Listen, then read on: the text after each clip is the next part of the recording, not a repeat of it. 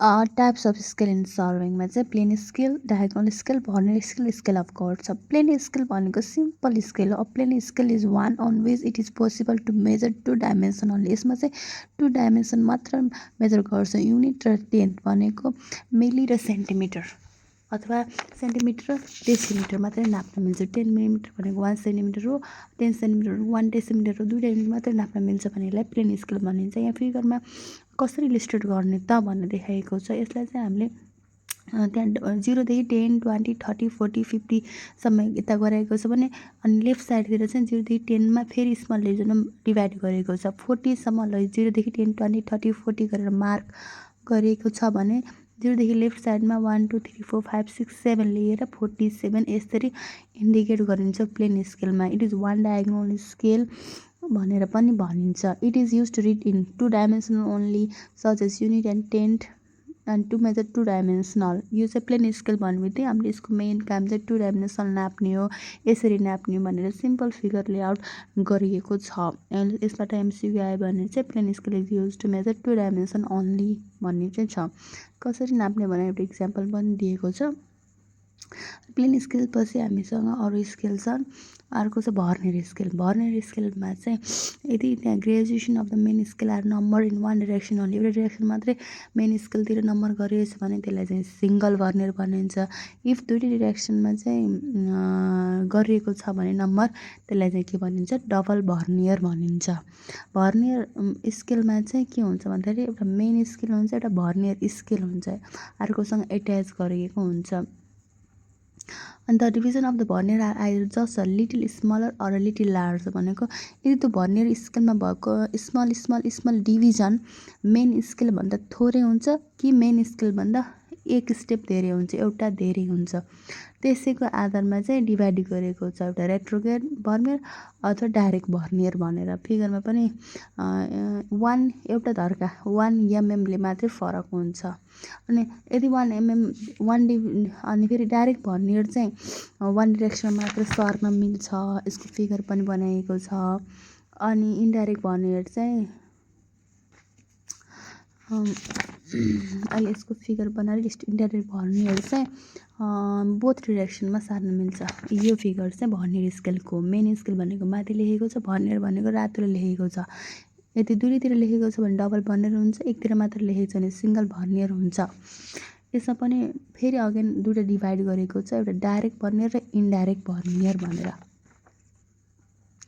Direct भर्नियरमा के हुन्छ भन्दा smallest division of vernier scale is less than the smallest division of main scale. हामीले vernier स्केलको division हेर्छौँ र मेन स्केलको डिभिजन हेर्छौँ, दुईटाको डिभिजन हेर्छौँ अनि ट्याक्क टेली गर्छौँ कि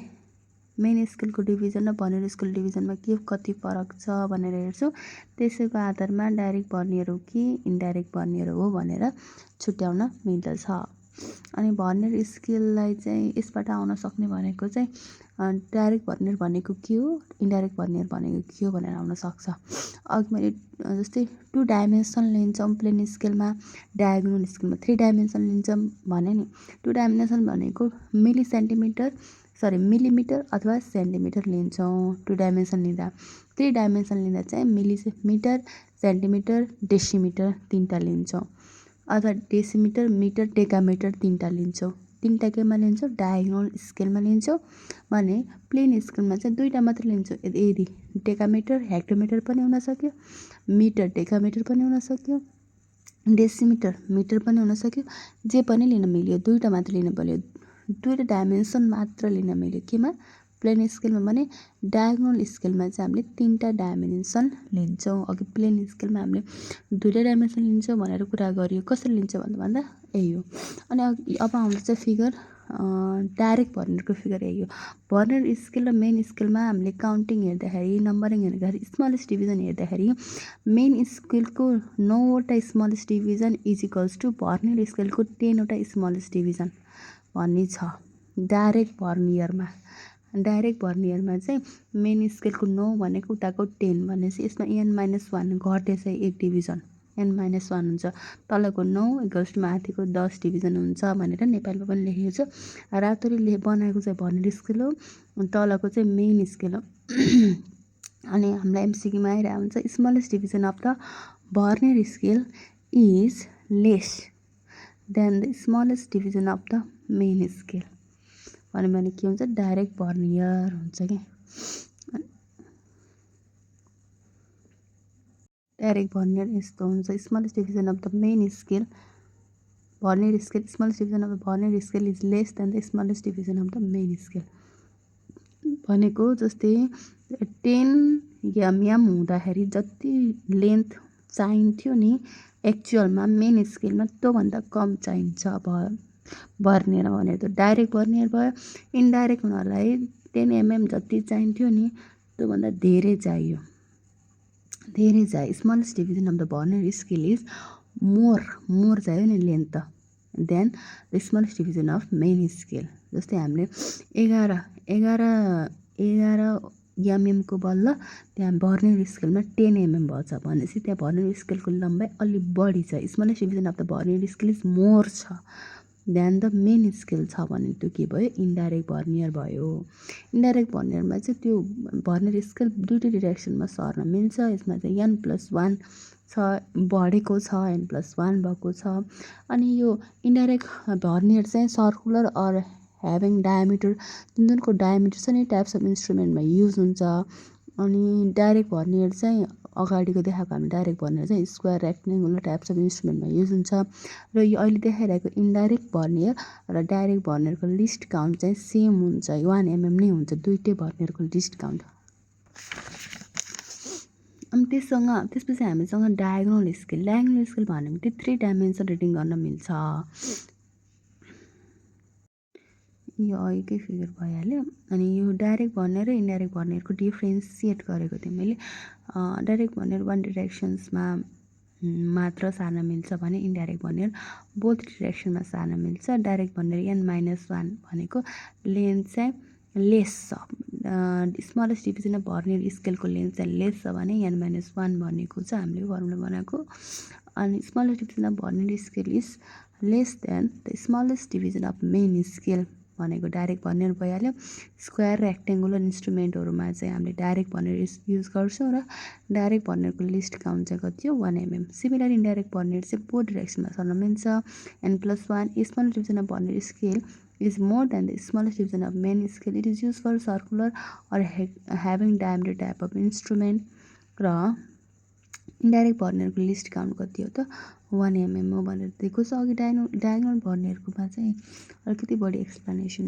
गरेको भएन रहेछ डायगोनल भर्नियर भन्ने बित्तिकै बेसिकली हामीले के याद गरौँ भन्दाखेरि 3 डाइमेन्सनमा युज हुन्छ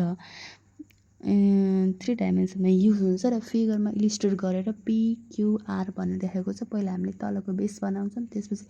स्ट्रेट लाइन माथि खिच्छौँ र दुईटा डायगोनललाई जोड दिन्छौँ अनि diagonal scales are used to measure small fractions of the unit measurement.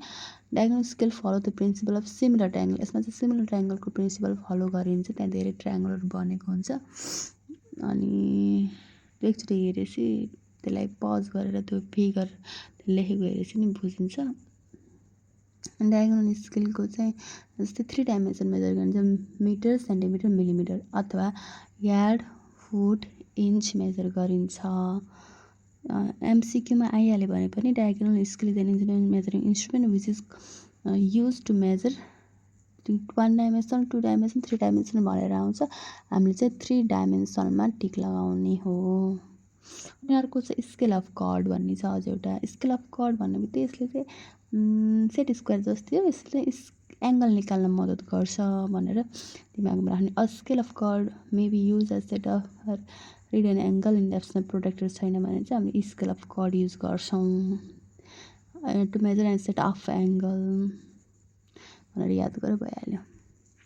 Diagonal स्केलको यहाँ फिगर रिप्रेजेन्ट गरेको छ on a diagonal scale it is possible to measure 3 dimension such as metre decimetre and centimetre यसरी तीनटा युनिटहरु नापिन्छ अनि यसमा चाहिँ के गरिन्छ भन्दाखेरि p र q भन्ने लेन्थ लिइन्छ अनि त्यसपछि q देखि r सम्म स्ट्रेट परपेन्डिकुलर pq सँग परपेन्डिकुलर हुने गरी लाइन खिचिन्छ र इज इक्वल डिस्टेन्समा चाहिँ हामीले 9 8 7 6 5 4 3 2 1 भनेर गराइन्छ for example let a short length PQ be divided into 10 parts 10 भाग लगाएको छ at Q draw a line QR क्यूदेखि क्युआर भन्ने लाइन बनाउने परपेन्डिकुलर टु पिक्यू पिक्यूसँग 90 डिग्री हुने गरी and of any convenient length जतिसुकै हुन पर्यो divide it into 10 equal parts join the diagonal त्यसपछि हामीले पी र आर डायगोनल जोइन गर्ने from each of the division 1 to 3 DC draw line parallel to PQ and to cut the diagonal into corresponding 1 to 3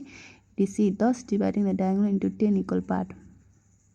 अनि यसमा हामीले similar triangle लिन्छौँ के भन्दा R1-1 is equals to RPQ यो similar triangle लिएर गर्छौँ कि हामीले भ्यालु निकाल्छौँ अनि 1 dash represents 1/10 of PQ 2 dash represents अनि 2/10 अफ PQ हामीलाई PQ को भ्यालु थाहा छ भने 2 डैश को अटोमेटिकली थाहा हुनु पर्यो डायगोनल स्केलबाट अनि 3 dash represent 3/10 of PQ 4 dash represent 4/10 of PQ 5 dash represent 5/10 of PQ 6 dash represent 6/10 of PQ 7 dash represent 7/10 of PQ 8 dash represent 8/10 of PQ 9 dash represent 9/10 of PQ 10 dash represent छैन 10 dash 9 सम्म मात्र छ यसरी हामीले diagonal स्केलको गर्न सक्छौँ र एक्जाममा आउने भनेको चाहिँ एमसीक्यूमा diagonal scale is use to determine अथवा diagonal scale is an engineering measurement instrument which is composed of a set of parallel straight line which are obliquely crossed by another set of straight line. It is used to measure 3 dimension भनेर चाहिँ 3D भनेर चाहिँ धेरै सोध्न सक्छ and diagonal scale are used to measure a small fraction of the unit of measurement. Diagonal scale follows the principle of कुन principal follow गर्छ भन्दाखेरि diagonal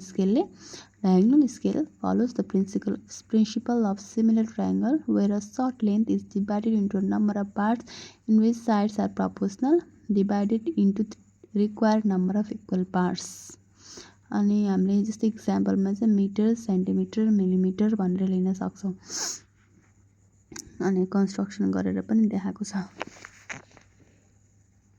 अनि त्यसपछि हामीसँग चाहिँ scale of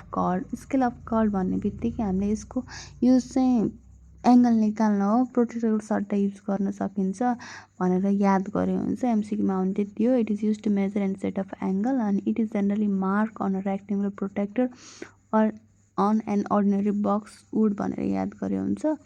scale of chord may be use to set or read an angle in the absence of protractor यति कुरा याद गरे हुन्छ स्केल अफ कर्डको चाहिँ डिफाइन स्केल भनेर सोधिहाल्नेछ भने स्केल भनेको के हो भन्दाखेरि रेसियो अफ लिनियर डाइमेन्सनको रेसियो हो